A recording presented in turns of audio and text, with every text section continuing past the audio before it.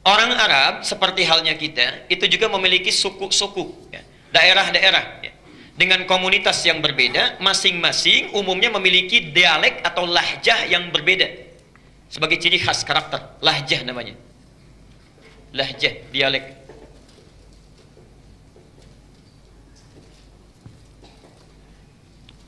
Misal, ya, tidak hanya satu lahjah, tidak hanya satu dialek, ya.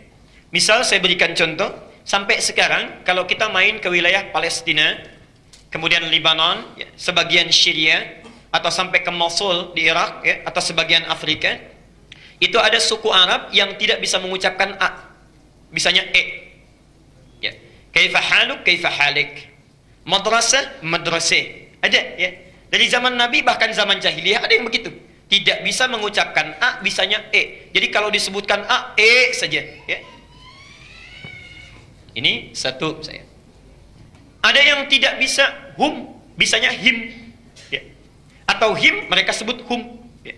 Bahkan ada yang nggak bisa him, bisanya himu. Ada itu, ya. Jadi kalau disebutkan him, alaihim, mereka alaihimu, ya. Ada yang satu suku nggak bisa alaihim, nggak bisa alaihimu, bisanya alaihum. Jadi kalau bilang alaihim pasti alaihum, ya. Bisa. Ada yang tidak bisa menyebutkan sin, bisanya sod, ya. Jadi kalau misalnya, maaf, disebutkan sin, sirat, mereka baca dengan sod, sirat, ya. Bahkan ada yang tidak bisa sin, tidak bisa sod, bisanya pakai zai, ya. Dia baca dengan zai, zirat, ya. Masya Allah. Jadi macam-macam sukunya.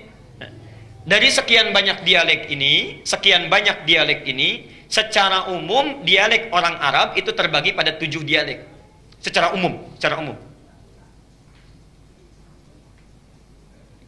Dipetakan ini, dihimpun ini sejak masa Nabi, karena itulah kemudian Quran diturunkan dengan 7 dialek ini. 7 cara baca, ya. 7 cara baca. Karena itu kita kenal sampai sekarang istilah qiraah sab'ah. Ya.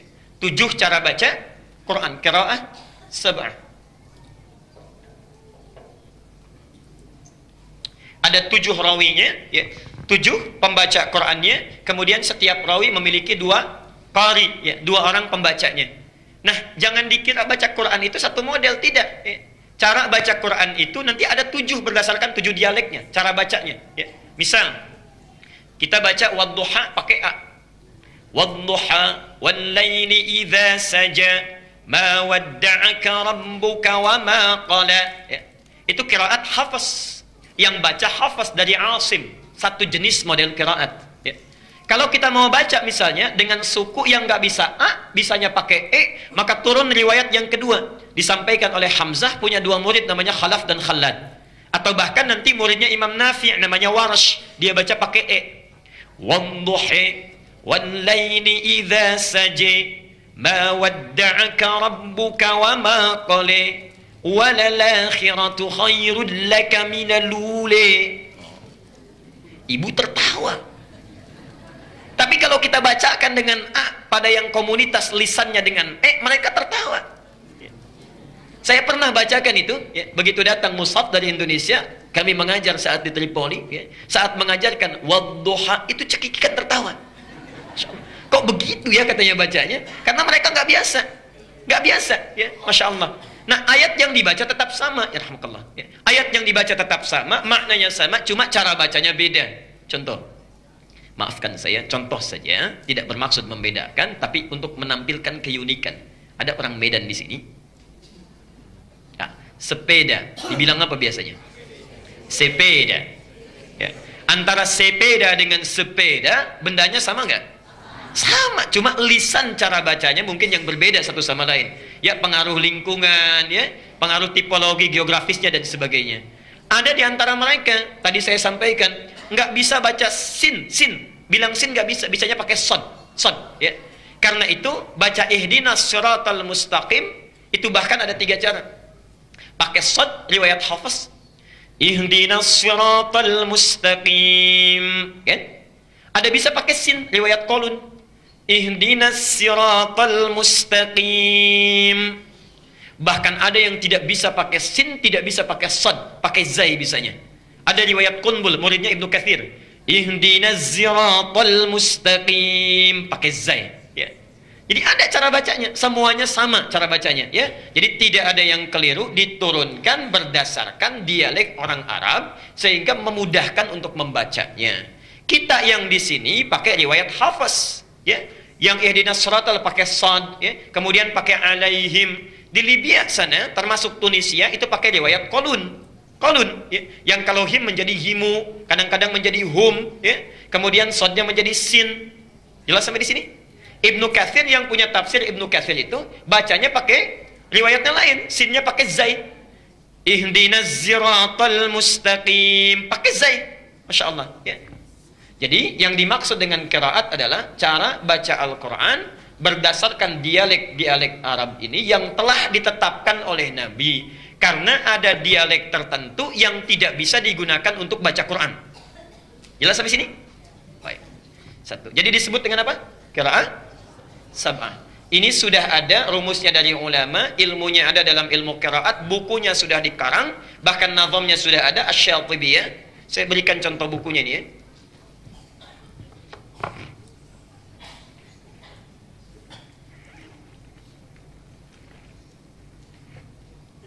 Ini, ya. Ini contoh bukunya.